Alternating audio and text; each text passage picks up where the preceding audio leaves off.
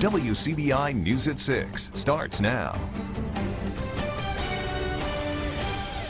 Good evening, everyone. One person is dead after a late-night fire in Oktibbeha County. The coroner's office says 56-year-old Jeff Yateman died inside a camper in the 1200 block of Sturgis-Maben Road. Firefighters were called to a blaze there about 11:25 last night. Investigators believe Yateman was living in the trailer. They found a fatality. This was a small camper-type structure with one occupant. And the neighbor next door here reported the fire in the first place. The Sheriff's Department is investigating the cause along with assistance from the State Fire Marshal. An autopsy will be performed. Firefighters say small trailers, campers, and RVs can be prone to fires. This time of year, that risk increases with the use of space heaters. Our Cash Matlock joins us in the studio with more on what you can do to prevent fire in those smaller homes. Cash? Well, guys, when it comes to preventing a fire, firefighters say it has a lot to do with how the structure is built. Now, some older campers and RVs lack proper fire safety measures, and most of them also lack sheetrock, which experts say can help stop a fire from spreading. Some people live in houses, some live in apartments, and others choose to live in small campers or RVs. Fire coordinator Kirk Rosenhan says accidental fires can spread quickly. They're usually very tight quarters. The interiors are very combustible because of paneling and no sheetrock and this, that, and the other. He says some small trailers have metal roofing, which can make a fire even worse. A fire doesn't go up and out, it goes up and crosswise and very quickly fills the entire structure with smoke and heat. Experts say one of the most dangerous things you can do in a camper is plug in a space heater. Aberdeen RV General Manager Brad Smart says he warns his customers not to use portable heaters. Anything that glows red inside has a potential of starting a fire inside the unit. The problem is people will run a 1,500 watt electric heater with an extension cord that is bought at the dollar store, and that gets to be a problem. Smart says newer RV models come with smoke detectors, fire extinguishers, and their own source for heat. By and large, it's always safer to use the heaters that are included in the camper as opposed to adding the auxiliary heaters that you would do with a space heater. You know, we worry about fire extinguishers and all that, but the basic thing is to get out. And that's the problem. Because of this, Smart says newer models have even more safety exits. Every RV has got an emergency exit that's located that's accessible to every sleeping area. So if you've got 4 or 5 sleeping areas in an RV, there will be an exit accessible. Usually it's a window that is labeled as such. RV experts say as long as the proper safety measures are followed, campers are very safe. For more information about the RV fires, you can go to our website, wcbi.com.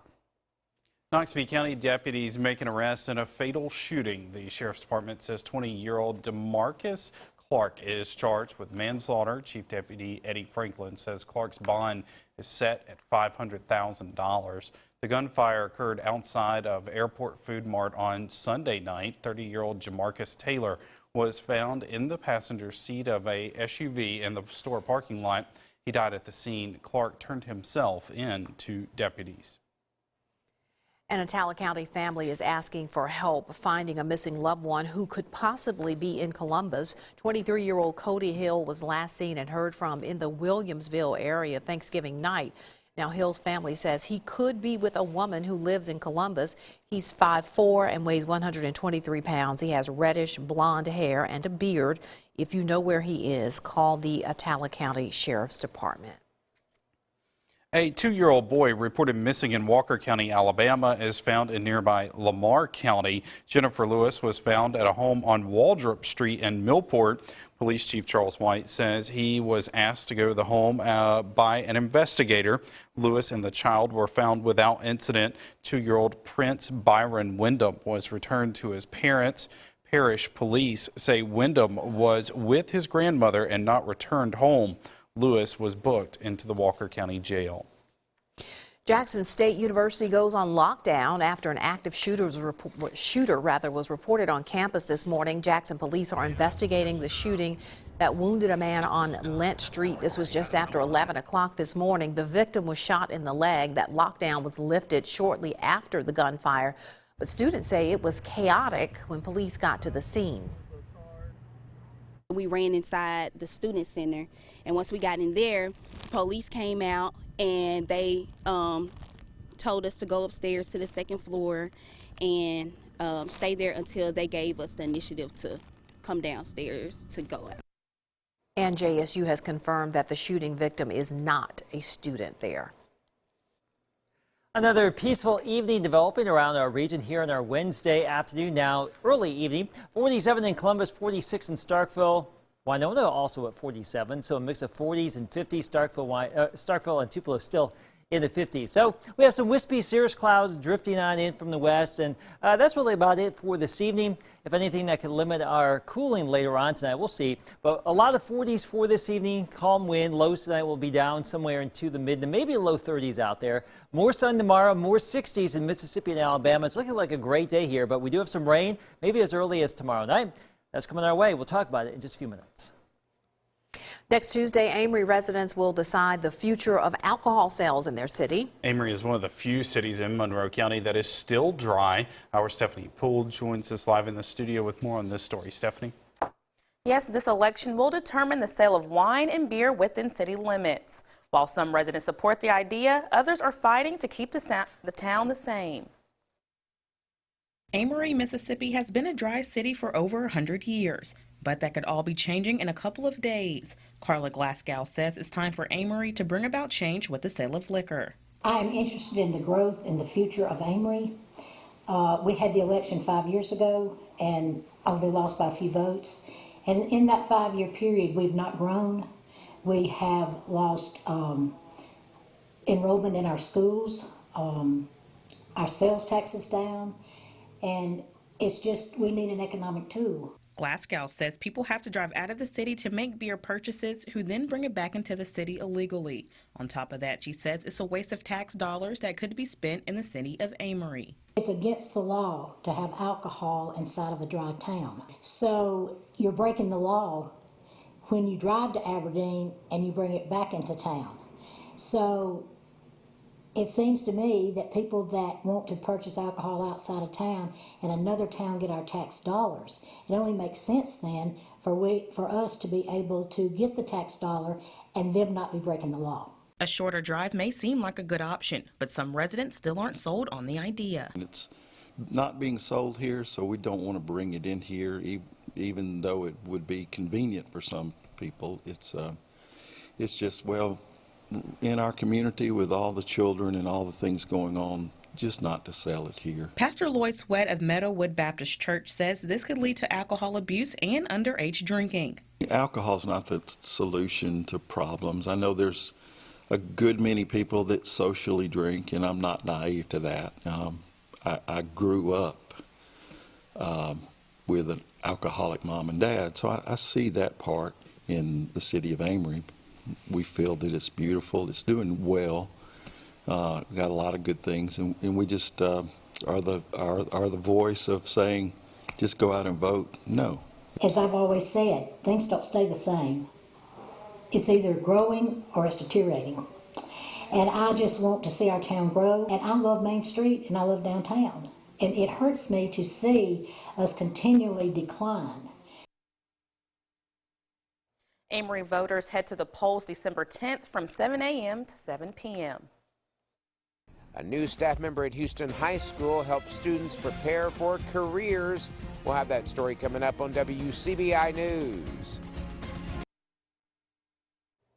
Welcome back, everyone. Students in Houston are getting some help finding their future jobs. Houston High School's new career coach is sharing her experience in the business world. Our Allie Martin has the story. Joy Deason's door is always open at Houston High School. How you doing? Deason started as career coach this August. The new position is funded through a grant from the Create Foundation. We are the vehicle that takes our students where they're trying to go. And sometimes the dotted line between where they are and where they want to be and can be is just not very obvious. Each student Deason works with starts with an aptitude and interest assessment to find their strengths and skills, and then start developing a plan for life after high school. Deason says a four-year college plan is not for every student. You don't have to go to college if you don't want to go to college. If that is not where your gifts can shine, there are so many other opportunities for you.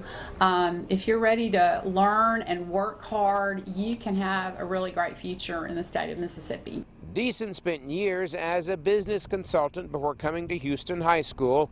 The principal says students are benefiting from her knowledge and real-world experience. She can talk to them in a different way than we can, with a different set of experiences, and give them some background, from a different perspective. And that's one of the things that I know she works with them on soft skills, and she works with them on what to expect in interviews, and just connect and really what we've taught, what we've looked at here. Deason also spends time working with civic and business leaders in the community, increasing awareness of the Career Coach program and how it can match potential future employees with local businesses and industries.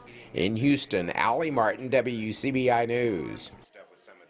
Deason will also work with 8th graders to help them start career planning. A teacher at Fairview Elementary in Columbus is finding that if you want to keep students from tuning out, you have to keep them plugged in. Our Educator of the Week, Vanessa Williams, is using technology to get her 3rd graders ready for some big tests. Williams and her class use an app called iReady to measure their growth over the semester. She's making sure her students are as plugged in at school as they are at home. Technology is in all of their lives, everything that they do, from the time they get up probably till the time they go to bed. They're on a PS something, iPad something, an iPhone something. This is my reward, Absolutely. I don't need anything else. I could do this for free if I had to. And to nominate your favorite teacher, you can visit WCBI.com. All right. Yeah, another nice day out there, Keith. School's almost done. It is. The college classes They'll are have wrapping plenty up. of time to be on those iPads. That's right. Well, maybe not. Maybe you can limit those hours. But we're watching our next system here. It's all the way back out west, but it's coming our way. Rain chances go up as we get into Friday. We'll talk about it next. Stay with us. WCBI's Educator of the Week is brought to you by Food Giant, where your neighbors are the owners. Your WCBI First Alert AccuWeather forecast with Chief Meteorologist Keith Gibson. All right, let's talk about the weekend. It is Wednesday. We are gazing ahead at the weekend. Saturday, variably cloudy, notching it down just a little bit, 58 degrees. 60 Sunday, a few isolated showers possible. Not a lot of active weather this weekend, but we could see more clouds than sunshine. We'll just wait and see. That weekend is actually sandwiched in between rain chances Friday and Monday that are actually pretty high around here. So first system's coming our way to close out the week, and then the next one will come in early next week. There's our Off Insurance camera time lapse from downtown Columbus this evening. You can see some of those clouds starting to come on into the frame, into the picture there. We are in the 40s, officially 47 at the Air Force Base, 54 in Memphis, 55 in Shreveport, still 62 in Dallas, Texas right now. We showed you at 5 o'clock all that rain in Las Vegas. This is the energy that will spin up a little system that will give us some rain as we get into Friday. So Friday morning through the afternoon, we're thinking anywhere from about 1/4 of an inch to maybe 3/4 of an inch, or a little bit more or less depending on the situation. So moisture will be going on up. Right now it's pretty dry. The air is very dry, and that should allow temperatures to cool down into the 30s later on tonight with that calm wind. Tomorrow, low to maybe mid-60s out there for our Thursday. A gradual increase in cloud cover, but overall a pretty nice day. Probably not as nice as what we just had today with all that vibrant blue sky. The low-level moisture surges back to the north a little bit on Friday. Not a lot of this moisture, not a lot compared to where we could go this time of year. And we may see a little bit of lightning too. So this is not going to be a robust weather maker for us, just a little bit of rain, maybe some heavier downpours, a little bit of thunder and lightning at times. No severe weather, nothing strong and nothing like that.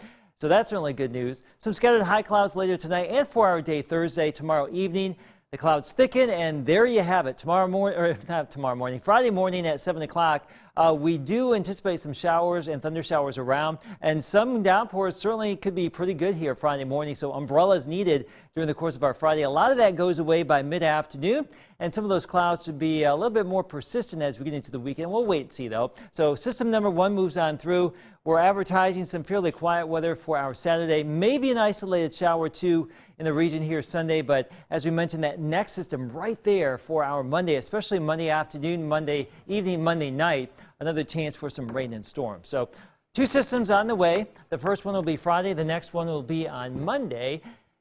60s and 50s for the next couple of days here. Now, behind that next system, early next week, we will transition down into the 40s for Tuesday and Wednesday. Starting to feel like December there. It's December, and can you believe it? 4 weeks from today, a new decade, a new year. Wow. It is hard to believe. I'm sorry, I'm on that subject right now. It's hard to believe. It is. I agree with you. It's gone really fast. All right, coming up, Knoxville County and Corinth prepare for the biggest game of the year. More from our state championship previews next in sports. WCBI Sports with Tom Ebel is brought to you by your local Ford dealers. Go further. Our high school football state championship previews continue. We check with Class 3A and 4A. Our first stop, visiting with the Knoxville County Tigers and first-year head coach Teddy Young. Talk about getting hot and healthy at the right time. Knoxville County outscoring opponents 121-26 in the postseason.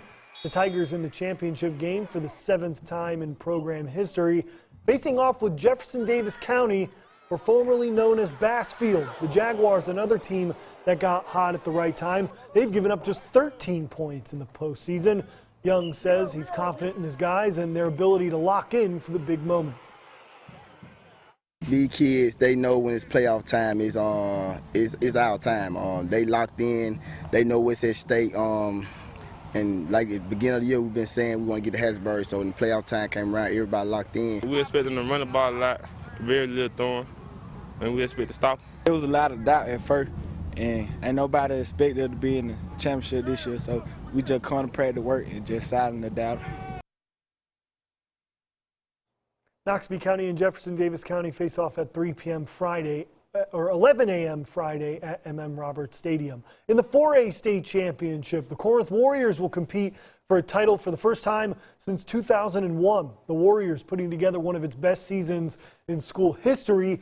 One loss, a 3-point loss coming to Tupelo, and outside of that, they outscored opponents on average 43-11 this year. Corinth will face Poplarville in a matchup between two of the 4A's top rushing offenses, number 1 and number 3 to be exact in total rushing yards, both with a team total of over 4,200. Warriors head coach Todd Lowry says this team has the qualities that you'd expect from a championship caliber team.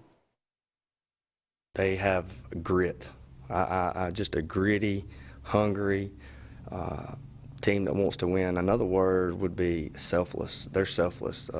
We've got a lot of weapons. We got a lot of guys that can carry the ball, catch the ball, throw the ball. But when it comes down to it, they just want to win. It doesn't matter who's getting the ball. Offensive line, defensive line, linebackers, they all just play hard, play together, play as a team. We got that loss against Tupelo. We lost to them by 3 points. I feel like after that game, it's like we knew we had to just that loss really hurt us, and we didn't want to go down the same road that we went down the year before that. And so I feel like the homecoming game we ran into Olive Branch, that was the game that said it right there, just set the tone. So taking a look at the state championship schedule, you can catch the Corinth Warriors taking on Poplarville 11 a.m. Saturday inside the Rock. So here's your schedule. 3A at 11 a.m. Friday, 1A 3 p.m. Friday, and Class 6A at 7 p.m.